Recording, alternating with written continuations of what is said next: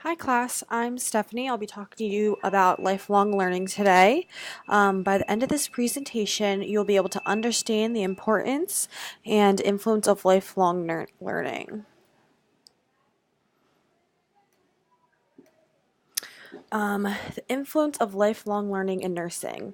So some themes of lifelong learning are namely intellectual and practical independence, collaboration learning, research learning, persistence in learning, need-based learning, learning management, sustainable learning environment, and inclusive growth.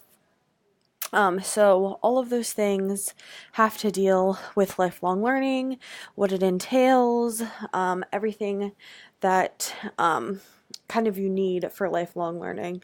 So being in school now, I use a lot of those things. Also, working in labor and delivery, a lot of those things are used too, like need-based, for instance, if we need NRP, so like infant resuscitation, stuff like that. So that'll go along with lifelong learning. The future of nursing is dependent on lifelong learning. So, as healthcare professionals, if we do not continue to educate ourselves, the future will then be hurt by that because they won't get the best care they need. Another thing that is influences nursing is the aging population. So, as we have our older generation getting older, they have more needs, and we need to kind of up our education so that they can have the best care possible. Another thing that influences lifelong learning in nursing is this new virtual patient, so like our sim labs and things like that.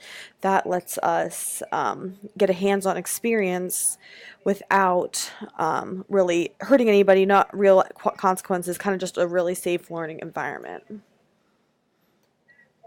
So the impact on healthcare.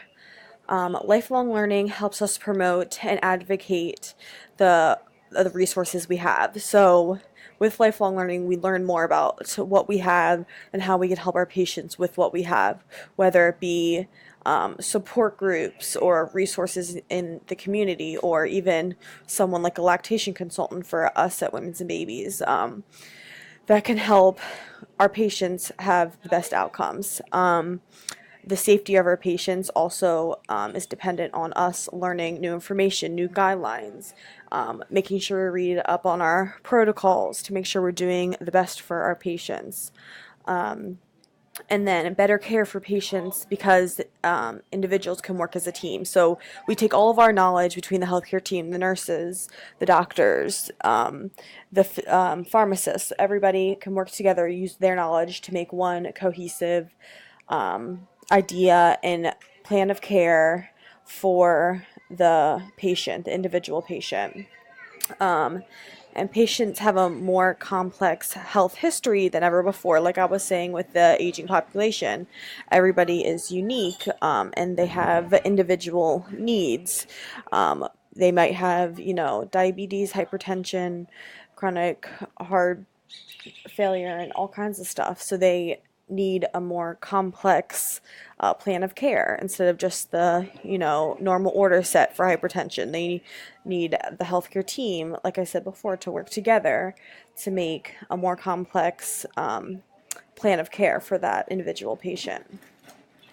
So impact on society. Everybody can be a lifelong learner. We want our patients to be a lifelong learner. We don't want them to just stop learning at their doctor's offices or their follow-up appointments. We want them to keep trying to learn more about their disease or how it can be treated. The medications they're taking. We don't want them to just take them without knowing really what they do. So everybody can be a lifelong learner. So social media tools can be used to help with education. So this can help our patients, but it can help us also. This reminds me of when I was studying for the boards for nursing, and I would have an app that had tons of questions on it, and I would just keep going over them. So that's one way, apps and other social media to kind of help with lifelong learning.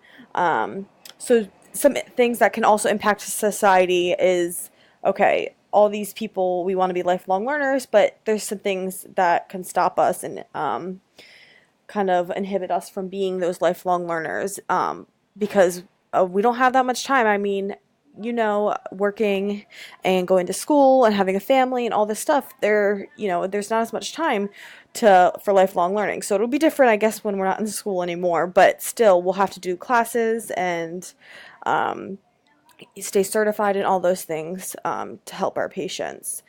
And if the healthcare team are not lifelong learners, it decreases our knowledge and our care. So, kind of like I said before, we want to stay competent in what we're doing so that our patients can benefit from it. And lastly, just a little summary here. You learn something new every day, whether it is a new medication that you haven't used before or a better way of doing what you do every day. And then new technology like apps and virtual patients can help increase education. So that's just going over again. We can use things that we have now that we didn't have in the past. Maybe all we had in the past was books in the library, where now we have the internet, which has an immense amount of knowledge that we can kind of use, and then the virtual patients that we use definitely a lot, those sim labs in nursing school, and also now for CPR and things like that. Collaboration in the healthcare team is essential for our patients so that they can have the best care. And then some barriers to lifelong learning, like I said before, it could be time, it could be money, it could be motivation. Things like that are some barriers to lifelong learning. And lastly, I just have the references I used here to come up with this presentation. Thanks for listening.